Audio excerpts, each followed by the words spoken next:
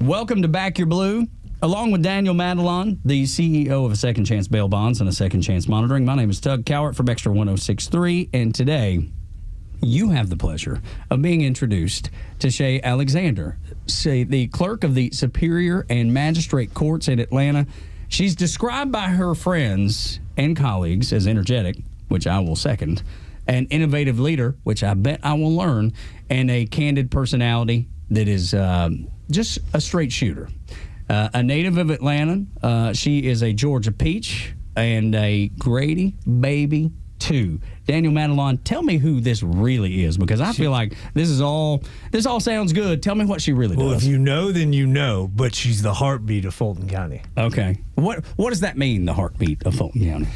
Well, look, I mean, there's nobody that knows the system better than she does. I think she's worked in so many facets of it that it's the results speak for themselves. Tell me about the clerk of the Superior Magistrate Courts. What do you do? I know nobody knows the clerk. Nobody knows what the clerk does. I am, like Daniel said, the heartbeat of the justice system. I'll say it like this.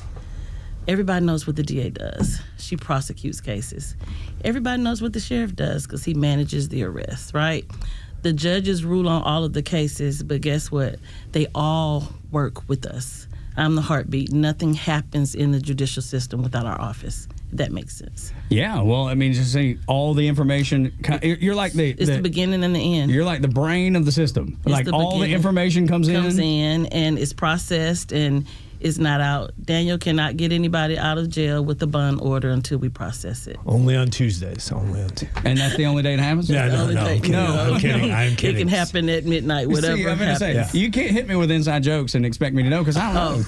Yeah, and so it's real important that people understand when we say heartbeat, we're talking about, we deal with people's lives, right? Everything we touch impacts somebody's life.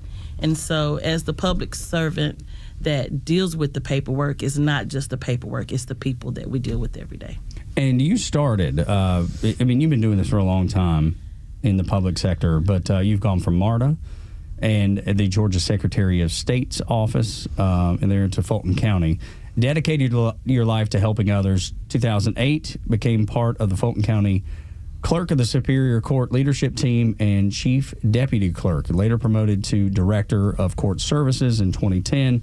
Appointed to the Chief of the Courts Bureau for the largest county in the state of Georgia. Led one of the largest and most complex, fast-paced judicial support teams in the Southeast for the Atlanta Judicial District. That sounds like a lot. I gotta tell you, my career trajectory has not been that hadn't taken so many turns. I was in the Navy, and I was in communications, and I've been in communications the rest of my life. It's the only thing I've ever done. I feel like you've done everything. Well, no, I wouldn't say everything, but what I would say... This paper says everything. I hear you, but when you talk about the type of work I've done, it's always intertwined with public service, right? Even MARTA is quasi-government. It's not all the way. The Secretary of State is government, right? And so I knew early on...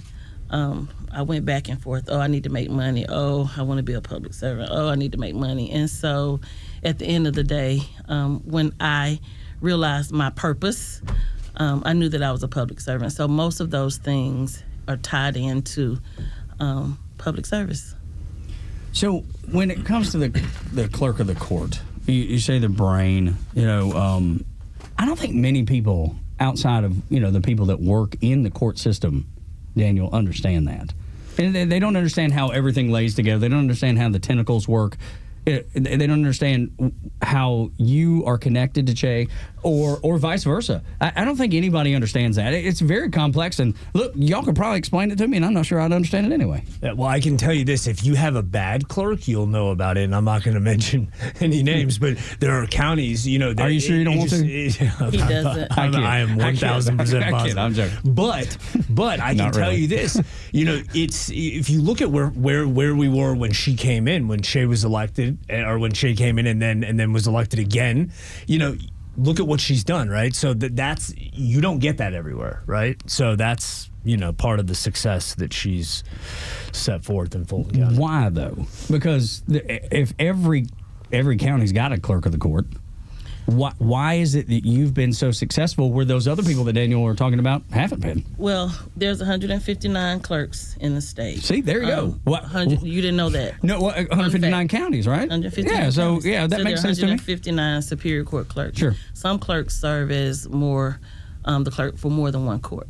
I'll say my success, or born and raised in Fulton County, so one is home it's for home. me. You always work harder for home. Right, so it's home for me. And the other thing is I grew up in the system. Started from the bottom, now I'm here. That's the real story. I feel like a song. Somebody needs to write it. It is. It's the song. And so starting from the bottom means I've worked most of the areas. Like I can go to my staff and it's a whole different level of respect because they understand that they can come to me with an issue. We work through it. And so all of that plays a part. When you're an elected official, some folks come in office with not that experience. And in this job, experience really, really matters. And so I think that's where the success comes from on the Fulton side. That reminds me a little bit, having come from the United States Navy. Before I was in broadcast, I was in the Navy. And I remember the guys that I listened to the most were the ones that had been there, the ones that had done it, just like you're describing, right? We called them butter bars in the Navy. It was the ensigns. They were an 01. That was their first job out of officer candidate school or out of the academy. And they love to tell you what they know, but they didn't always know everything. Yet they would be like a chief warrant officer or a guy that had been an enlisted chief that had converted to an officer. And so maybe he had the same rank as that kid that just came out of the academy. Boy, his experience was very different than the kid that just came out of the academy. So it sounds like what you're setting up is exactly what I experienced in the military. Those guys that I knew had been there and done it, those are the first guys I was listening to. Those are the first people I was listening to, not the kid that just came out. And it really matters. I mean, we're managing a different skill set these days. I mean, everybody works from home. Everybody wants to do what they want to do. They want it fast. They want a promotion after working 2 days. They know everything. I mean, it's really that way. Yeah. And so it's important to me that I, take care of my staff. Like, I may go in and do what I need to do with them, but you cannot talk about them. You cannot do anything to them. You cannot disrespect them. I completely have their backs, right? And I understand what it's about. And so my recruitment method is about the people. Community. Community is really important. And so you didn't know what I did until today. You'll know from now, right? Yes, ma'am. We're out in the community. We're going to senior facilities. We're doing the untraditional things that clerks haven't done in the past, right? And so we're at the community facilities. We're at events. We have our booths explaining the services that we provide. That was the question I was about to ask you. Why are you in the community so much? Now it makes sense. Right, and because if we're about the people and everything we touch is somebody's life, right, we need to understand what their pain points are, and they need to understand what services we provide. So I'll just tell you this, we touch on the magistrate court side, small claims. Somebody owes you $500, you want to sue them to get your money back, right? So that's a small claims case. Evictions, the dispossessories on both sides. You're the landlord trying to put somebody out, you're about to be evicted, right? So that happens. Garnishments, abandoned motor vehicles on the magistrate court side. I deal with divorces. On the felony side, the bad things. Yeah, the murders, the rapes, the child molestations. And so it's everything. And when people come to our office, they don't have a choice. If your stuff happens in Fulton, it's Fulton. You can't get mad at me and be like, I'm going to go to Kroger today, Publix. I'm done. I'm just going to go to Kroger. I'm never going to do Publix again because you mistreated me. You messed up my pub sub. Right. So now when you come, and so it's important that no matter what, if you're just getting out of jail or if you're about to be evicted, we treat you with dignity and respect. It is just a fundamental thing of working in my office. And I think that's all anybody expects in life. Just give me the respect as a human being. That's all I need. That's what we need, but do we get it in most places? of the time, most of the time not. But that's why it's so important. I feel like with what you're saying, because I think that's what most people. That's what we want. You treat people the way you want to be treated, right? Exactly. That's the golden rule, so right? That's what we say. We are getting away from that just in life. But it's important. It's important that the people that work in the office understand that, and that we do a good job for the people. That's just it, right? That's all I want to do. Daniel, how does that affect the links that they go through and go to reach out to communities, to let people know what's available, to let people know? I think it's great, especially in what she does, because, look, at the end of the day, these people. With the clerk's office, you're waiting on court dates and things of that nature, at least on my side of stuff, right? From on the bonding side.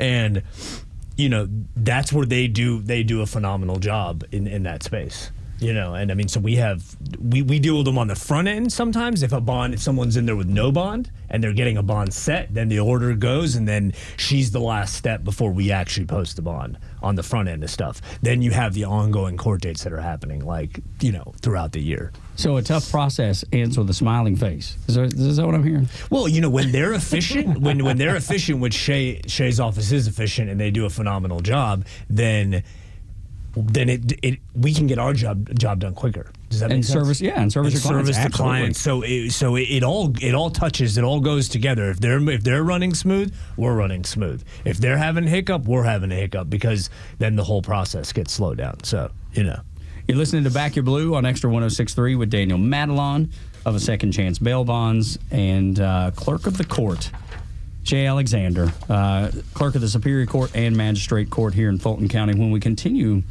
I want to talk about coaching those expectations, because you brought up people that want to, raise day two, they want to work from home every day. Let's talk about managing those expectations, how you do that, and why it's beneficial for the folks that work for you. It's just setting those expectations. When we come back on Extra 106.3. Welcome back to Back Your Blue on Extra 106.3. My name is Tug Cowart. Along with Daniel Matalon, he is the CEO of a Second Chance Bail Bonds and a Second Chance Monitoring. And our very special guest today, a woman that lights up the room, Ché Alexander. She is the Superior Court and Magistrate Court Clerk, which is tough for me to say, obviously.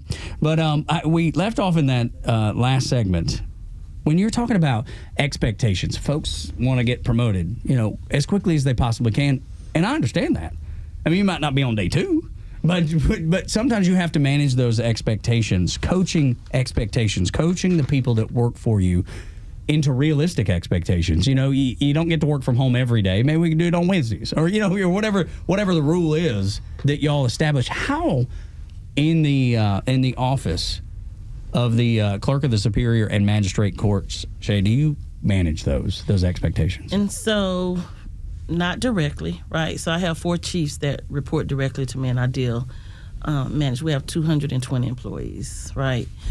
But from top down, it is when you are doing the recruiting, you have to have real conversations. That's the only way you can manage staff, right? And not, shy away from the difficult conversation. So you have to say, hey, this is a forward-facing customer, right? There's some areas where we're receiving the bond orders and receiving documents that I can afford for the folks to work from home. And if everybody could work from home, it would be good, right? But it's not the reality, because people have to come in the office for the things that they come in, for their notaries and the things that we do. Because state law, we are mandated by law. All the things I do are just by the law. I don't make up and say, I want to do this today. I'm going to do it this way. Everything is governed by the law. So to manage those expectations, one, you have to have the real conversations. That's the first thing. The second thing is morale is, for me, internal, right? So people are like, you need to do things to build morale. Some people are just not made that way. You motivate people.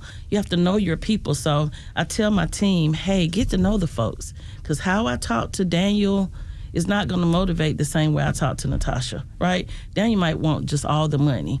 Natasha might So do need, I. Where do I sign up for that? I know, right? Natasha may need just the praise. Money doesn't mean as much to her as Pat it on does. the back So works. you have to figure that out, right? And so meet the people where they are. give them the praise if they need the praise, if they're worthy of the praise, right? And do those things. But for morale, like I try to keep the staff engaged. Like we have parties, and I want people to feel I'm so excited when I come to work every day. I'm thinking about the next thing I can do, and I want that for everybody. I know it's not the reality of it, but I want them to feel empowered to have a party. So they bring in things like, oh, it's Taco Tuesday, we're gonna have tacos today. I don't care about that. Count me in for that. How do I sign up for that? Right, like it's all fun. I want to work in your office. I know, right? At least come visit. We do birthday celebrations once a month for everybody in the office, and then they have their little mini birthday celebrations in their offices. We have the volunteers. When I say we go out in the community, can you imagine just all day, every day, you don't get to work from home and you're just data entry behind the scenes. Yeah. Some days they go get to feed the hungry or go pack lunches and go interact with the kids. And so we're providing all of that outlet for them. I love that because I think it's so important. And what you said, meet people where they are. And that includes volunteering. The fact that you encourage volunteering is great. It's the community. It totally is. It totally is. It's your church. It's which Lord only knows, man. We try to get in there every time the doors is open because I need it more than anybody. But that's the point. Meeting people where they are and showing people it could be worse. There are worse things. You're in a secure position working for a really good department that will throw a birthday party, that will have a fun event like Taco Tuesday, to use your example. There are people that are not in that situation, and we're working with them. We're trying to help them in some way or other, or we're trying to help Daniel, a business that is adjacent to us, right, realize that you're doing pretty good. When I look at it, when I hear it, it sounds pretty good to me. And that's what we hope, right? Even with the seniors are so important. And the kids. So we go volunteer. The senior facilities are calling me like, Humane Society. We are, So, and then you find your way for every employee, because every employee doesn't want to go to a senior facility. Everyone doesn't want to go work with the kids. Everyone doesn't want to work with the animals. Everybody don't want to pack food. So there's something for everybody. I love that. Daniel, and I know that's something that y'all focus on too, just being a part of the community. Y'all do such a great job, and I've seen it up close, and I've been able to see it over the last 18 months that we've been doing this show. How engaged in communities you are. Have y'all been able to be engaged with their staff, like on an event like that? Like, I don't have a great example, but I know so many sheriffs, like Sheriff Taylor. They do the backpack thing. Mm-hmm. Have y'all been able to work with the clerk's office? So we've done some stuff to help support what they're doing, and that's the thing. If we're doing business in that community, then we need to be putting our time in and available. And that's why I love Ché, right?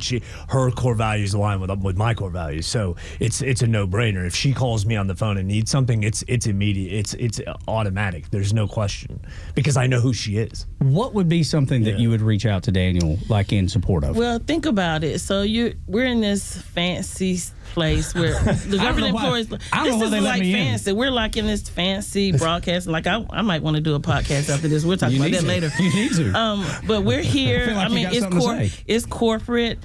He's corporate. We're government. Yeah. I can't. If Shatavia's doing a great job, I can't just be like, oh, Shatavia, I want to give you a raise this month. I don't have the budget for that, right? And so it's the little things that, hey, Daniel. And this is the plug. I want to have a goals stepping into the New Year event in January. I may need some sponsorship to help me get some swag for the party, right? And then I would call and say, hey, is that right? This is really good. And so I would do that, and then possibly he might say yes. Right? I bet he does. And so it's those partnerships. It's those partnerships with the Georgia Powers and the Coca-Colas and the Second Chance. UPSs and the Second Chances that give us the opportunity to do things for staff that they would normally be able to have access to or to get because of that corporate sponsorship. Which is great, because if they're having a good time, just like the same thing we do with our team, we do the community events and the events for the staff. But when we're all working together, then you're working at 100%, which rarely happens, as we all know. I mean, that's just how it goes. But it works, and it works really well. when it's clicking, which is awesome. Well, I've seen it with the folks that work for you. I've seen that, and I've seen it play out. So I know that people are in a good place when they're working. They show up, they do the things that they need to do, and they go above and beyond. Yeah. Because they have that almost encouragement to do so. Right. They've realized, hey, this is a pretty good spot to be.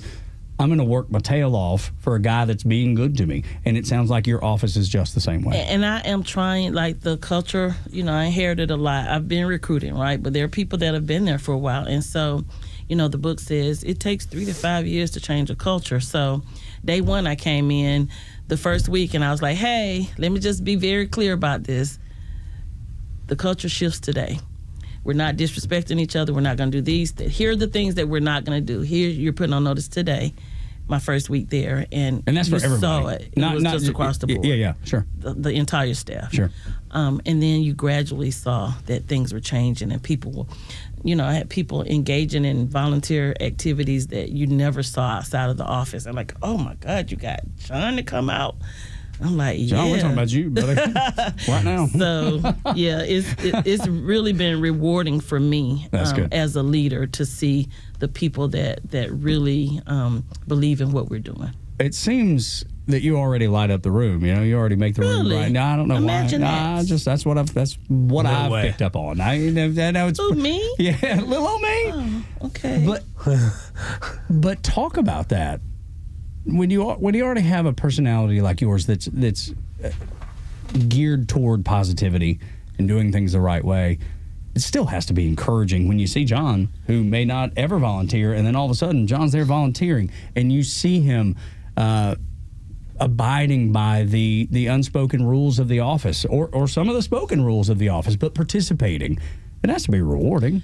It is, and I'm getting kind of teary on a serious, because one, I know I'm not everybody's cup of tea.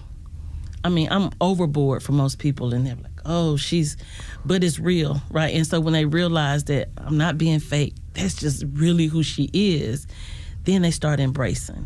But what I've decided to do for those that I'm not their cup of tea, I don't try to spend my energy. Sure. Oh, please like me. Why don't you like me? And please work for me. That's not it. I put all my energy in the folks that are, and then those folks, it's their responsibility to work on the Johns and the Sarahs of the world that I'm not their cup of tea, to try to convince them, right? Then maybe they and connect then maybe a little easier. They'll connect a little easier. But yes, I've seen some employees that I told you I started from the bottom, that I work beside, that supervise me, that have now turned, and they're like, oh my God, this is the best place to work, and I feel so empowered, and I feel this way, and it's really, really rewarding for me. Do you ever have people in other departments come over and be like, how'd you do that? No, they all say, not how you do it, like, can I come and work for you? Okay. Don't tell the sheriff. I would never say a word. The sheriff and I, right, but I have, edit this part out. as elected officials, friends, and you develop these relationships, I don't go recruit from the other areas. And if one of their employees approached, and they often do, can I come and work for you? I'd be like, you can't work for me. Like, I am too hard for that, right? But I mean less about, jumping ship somewhere else, but just people that run other departments saying, hey, I want to emulate what you're doing because it's working. Absolutely, that happens, and I'm glad you brought that up, because it brings me to another point about the clerks across the state, right? 159 of them, I hear. 159, the largest and the best, right? I know I have 2 colleagues I'm thinking right off the top that if they see this, they're going to be like, why don't you say we're the best too? But there can only be one best. We have, when you talk about training and keeping the employees engaged. I remember back in the day, whatever job I had in the clerk's office, yes, ma'am, I was sitting next to Teresa, and Teresa would show me how to process and explain the things to me. And it just aggravated me so much, because how do I know Teresa was doing the right thing, right, as a new employee? And so what we've done, and it's not 100% rolled out, but I have the Clerks University, where we have an avatar, which would be, guess who, right? In the avatar, you put the script in, and it gives you all of the instructions on, hi, when this bond order comes in, what do you do with it? Do you look for this? Do you do this? Here's the checklist.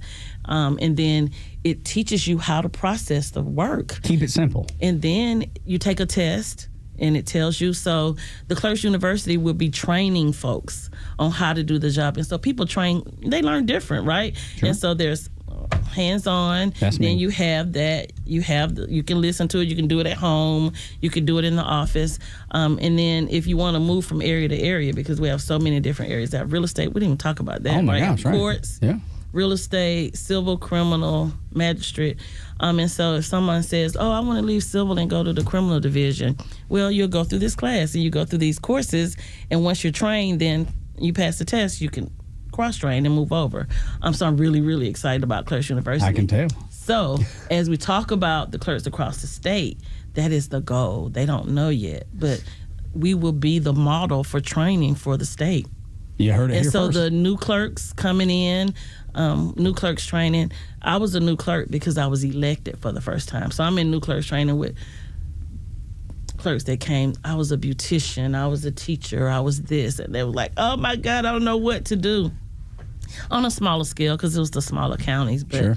I talked about Clerks University, and they were really interested in just for themselves taking some of the courses. So that's what I'm really, really excited about. And you put this together? It was a vision. Right. I came in, and, it's like you have all these different bosses, and you think of all the things. And since I started from the bottom, I thought about all the things. If I'm ever in charge, I'm not going to sit next to Teresa. I'm going to have a manual, right? A manual that shows me how to do this. And, now technology is on another level, so there's no manual. There's a manual, but if I can see it on the screen and take the test, and so it was a vision that I had. Well, walk me through accomplishing that vision, because that seems like pretty elaborate, putting a university together. It is. So we're talking about where I can go in and look and see what classes Daniel has taken. You go in. So Clerk 101, Clerk 100 might be criminal.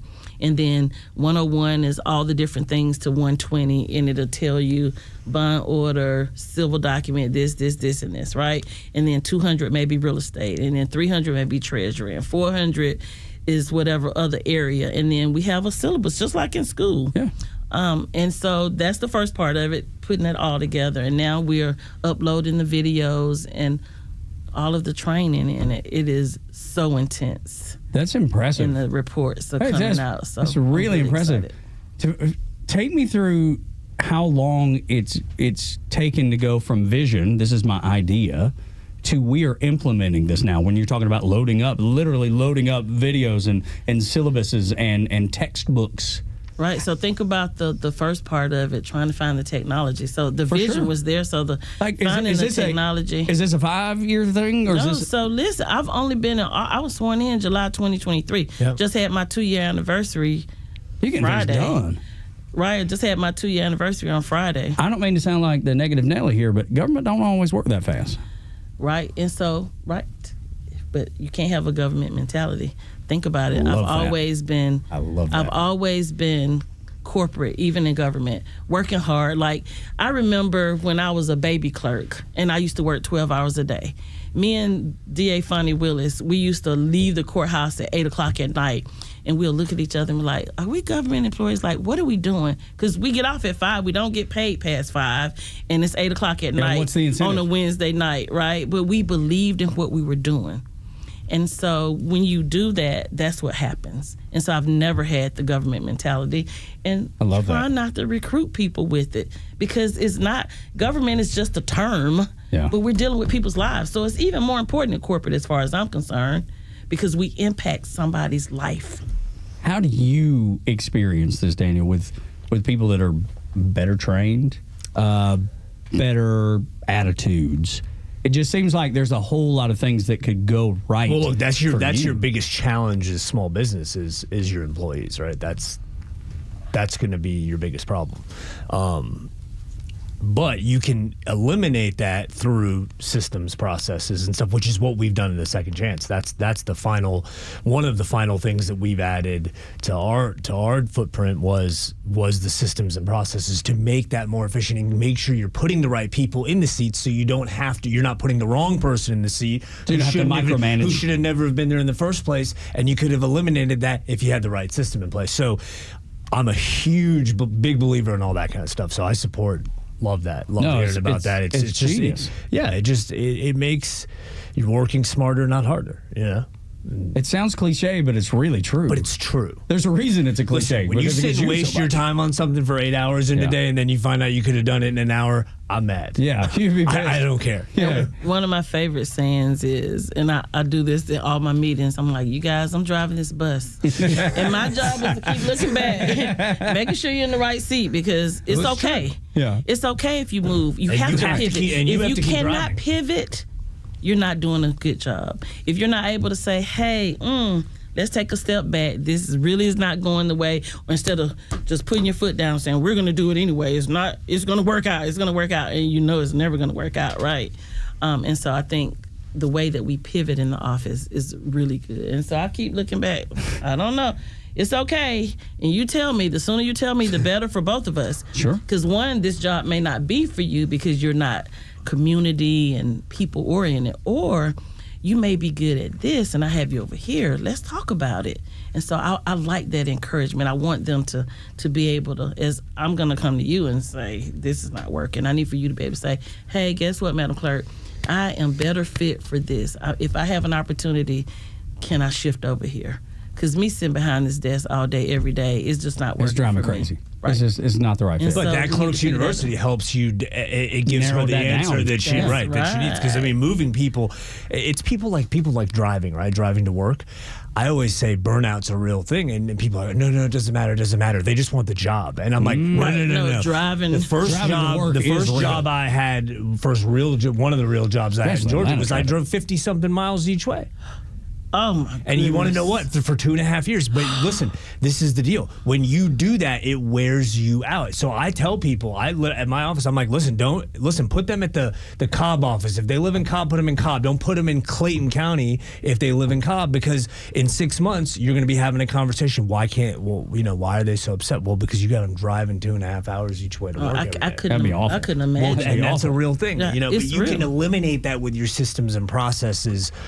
Which is what Ché's done. Which is awesome. When you look at it, though, even the applications, that's one of the first things when I do the final interview, because I don't recruit at the, but when I get the final interview, I'm looking, you live in Kennesaw? So you're good about driving through down? That's not going to work. Let's have this conversation right now. It's not going to work. I don't think it's a good idea. Right, it's not a good fit. And we decide. It takes me 3 minutes to get to work. I have road rage every morning. In 3 minutes? In 3 minutes. I'm like, I'm on the phone saying, how could I have road rage? It's only been 3 minutes. I get to work in 3 minutes, and every morning something happens. I can't imagine traffic. I can't imagine you having road rage. Not with that smile. I do. Not with that smile. I do. Yeah, it's hard to believe. Because in downtown Atlanta, the one-way streets, and they don't know where to go, and it's the tags, and they're coming from the hotels. I get turned around, and I've been there a million times, and I get turned around. It's my city. I know exactly what you're talking about. It's my city. It's my city. And mine too, and I love it. Always have. But I get confused down there.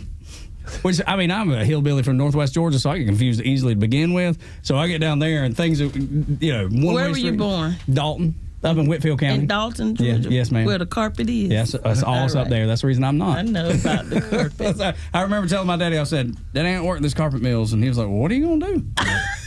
Not that. I'm out. I don't know what it is, but it ain't going to be that. I'm not going to be that. That's exactly right. I remember the confusion setting in on his face. He was just like, that's what we all do. That's what everybody That's does. just what we do. That's just what we do. And I was like, yep. And look at you now. Well, no, and that's not to frown upon that. Oh, no, not it's at good all. work. It's good work. It pays good. Everybody. It raised me up. I have no ill will toward it. I just didn't want to do it. Right.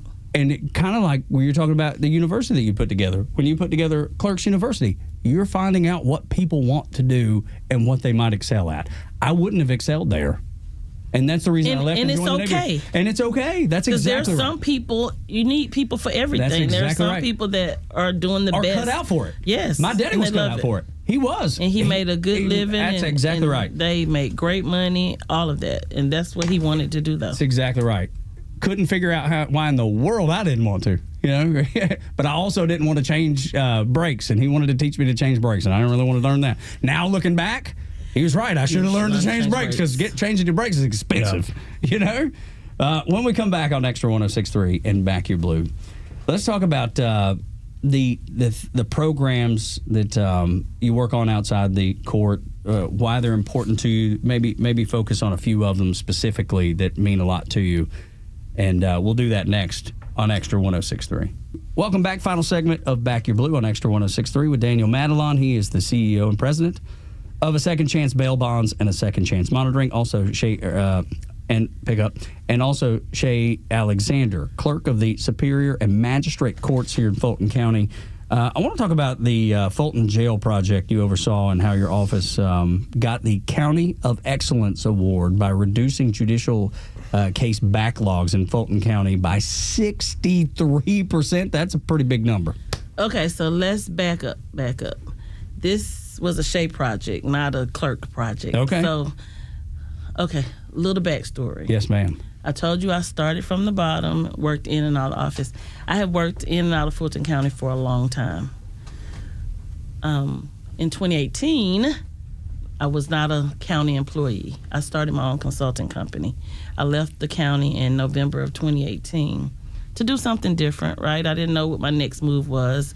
I was the deputy clerk, and I had been doing it for a while, and I just wanted to make a bigger impact across the state. And as soon as I left, you can't get a Fulton County contract for 2 years, the law, blah, blah. So as soon as I leave, there's an emergency. Ché's gone, and I am not making this up. Ché's gone. We can't figure it out. The jail's overcrowded. We need to get her to help Somebody us. call Ché. Yeah, and it was bad. I mean, They said, call Ché. And I was a new consultant that didn't really know what it meant. And they were like, well, we need to get you. We just know you know the answer. Right. And so they had to go talk to attorneys and the board had to say it's an emergency. So it's an exception. And so it was an exception. So I had 2 county contracts, one to help my former boss recruit for my position, and then the county jail overcrowding. And so that part of it was a twofold project. So the county overcrowding, analyzed the defendants that were in the jail, who could go out. So it was a former DA at the time, former players at the table. And so we started having meetings about low crime, the ones that didn't have egregious charges, right? Sure. Could they possibly get out on bond? So we were doing consent bonds with the public defender and the DA to get out. And so that project was very successful because we had weekly meetings. The jail population is at this, how we get it down. And so that reduced the jail population. Fast forward, COVID 2020. Everything stopped. Hey, call Ché. We'll figure it out. Sounds like a ad if I've ever heard one. Hey, call Ché. Another contract. So the jail project kind of ended and the COVID contract started, right? And we called it Project Orca. Project Orca, hey, Zoom. So then here I am, consultant with the whole team working for me.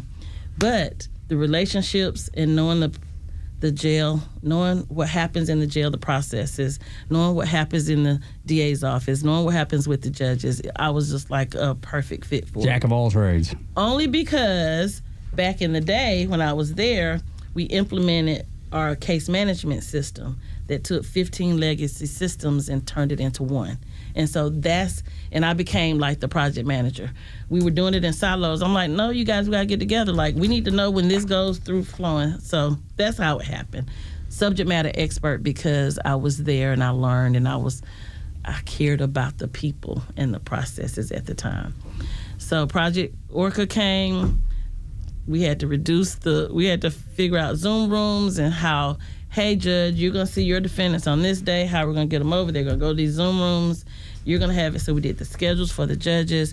We have court. It was huge, right? And so then we started talking about reducing the cases and how would we do that. We set up models and we ended up getting an award But I was a consultant at the time. Okay. All right. And Daniel, that obviously was big for y'all. Oh, well, really, chance. on all sides of it, yeah, but primarily the bonding side, because, the jail was overcrowded. It was packed beyond belief. Not because anybody was doing anything wrong. Yeah, it's just that was the reality of what we were dealing with. So having her help in that helped us on the bonding side. So it was welcomed. Yeah, at the least, that was the minimum, because it was a pretty crazy time during that time period. Yeah. Ché, before we close, got a couple minutes left here. I want you to talk about some of the programs that you've worked on outside the court that are really important to you, that you feel like has made a big impact. Record restriction. Okay. So, well, explain what that is for somebody that's listening and me who don't know what that is. Expungement. So you were in Dalton with your friends. My cousin Curtis. This is who I always blame everything on. So your cousin Curtis got in a fight. You were next to your cousin Curtis, and you both got arrested. But you didn't have anything to do with it. You didn't know Curtis was going to punch him in the face, right? He's my cousin. I kind of expected it, but I didn't know. But you didn't know he was going to do it at that particular moment. You both get arrested, right? So you're in front of the judge, and Curtis says, "You know what? My cousin had nothing to do with this. It was all me." So the judge says, "Dismissed," right? And Curtis, we're going to deal with you. Well, you leave the courtroom and you're fine because you think everything is fine, but that arrest still shows up on your record. Uh-oh. You don't know. The arrest is there. The case was dismissed, but every time you tried to go get a job, they're like, "Oh, he has this little red flag. Egg assault. And so you don't know why. Little red flag. So the record restriction is to clear up those arrests. The arrests where people were not convicted, they were arrested, found not guilty, case dismissed, and then they go away, so that when the next time someone tries to pull your name up, they don't see it. Got it. That's why we say record restriction. I love it. So that's really important to me. Yeah. And another project is the criminal histories. There are oftentimes criminal histories that are out there where the cases have been disposed or closed or dismissed, and it's still showing an open case. Mm-hmm. And so now you can't get housing, you can't get a job, you can't get anything, because when they pull it up, they say, "Oh, he has this pending." Old Tug Cowart is still in trouble. And so those are two of the things that really, really make an impact, and that I'm really passionate about. Is that overlap with you, Daniel, at all? Which part? With the records, getting the record straight. Not. It would. Let me tell you how. Uh-huh. I'll tell you for him. Sir, I'll tell you why. Now I'm in trouble. Can we turn Daniel's mic off? Yeah, let me just tell you why it would impact him. Yes, ma'am. Because the judge relies on the information on the criminal history to say whether the person is going to get a bond or not, right? And so if it shows open and it's not accurate, the person may not get a bond. Based on something there. And so then he doesn't have any business, because the person doesn't get a bond and they're still in jail, and it will impact his bottom line. I stand corrected. Daniel, I told you. I stand corrected. I tried to tell you. Absolutely. You walked right into it. Shay's the boss. Shay's always right. Let me tell you, we're getting ready to wrap up here. Thank you for what you do. Thank you for for working so hard for the folks of Fulton County who are hardworking folks. They go to work every day, try to do things the right way, and then when things go awry and get sideways, you're there to assist them. And we appreciate folks like you. I hope that I hope you know that, and because it's easy to say, they just don't do nothing down there. They don't do nothing right down there. And I'm sure you've heard that before. That's why I love the shows, because we're able to tell people that is not true. Even though you've heard it all your life, doesn't necessarily make it true. So thank you, Ché, for what you do. No, thank you. You're more than welcome. You're more than welcome. And Cousin Curtis is a real person. He's real. Tell Curtis if he ever needs me. He makes an appearance every so Tell him often. if he needs me to reach out. Cousin Curtis. Cousin Curtis. I'll tell you a real story. We got 2 seconds. I came home from the Navy, and Cousin Curtis met me at my grandma's door. This was around Christmas time, and Cousin Curtis says to me, he says, "I got your name tattooed on my arm. I'm so proud of you for serving our country. I got your name tattooed on my arm." I was like, "Are you crazy? Are you absolutely crazy?" And he pulls up his sleeve to show me. And it said, "Your name, greatest bar joke of all time." My cousin my Curtis. God, that was that's not- my cousin Curtis. That's real. That's real. It said your name. Your name. The greatest bar joke of all time. I'll put my hand on the Bible right now if I'm not telling you the truth. That's cousin Curtis. Now you know why I have a cousin Curtis. So anytime things get sideways, it's probably because of him. Well, I want to close out with this. Yes, ma'am. This is, I'm so proud of the team and what we did with our annual report. This just shows all the community events that we did. We empowered the employees, the constituents, the next generation, and it just shows all that we did in 2024, my first full year as clerk. Your clerk. And then moving forward, just say Ché's the Clerk of Courts because all the other stuff is so long. Okay, just sounds good. Ché, she's the Clerk of Courts. We have Fulton made County. the adjustment for Fulton County. And so I'm going to leave this with you, Daniel, but it just shows the impact. So when you talk about like the volume calls, we had 252,000 phone calls that we assisted with folks last year, right? And so when you look at these numbers, we processed 326,000 real estate documents. And when you look at it from this perspective, it really means a lot. And how much volume. Well, and it tells the story, which is what's important. Right. So anyway, Daniel Matalon is the CEO of Second Chance Bail Bonds and a Second Chance Monitoring. Ché Alexander is the Clerk of Courts for Fulton County. My name is Tug Cowart. This is Back Your Blue on Extra 106.3.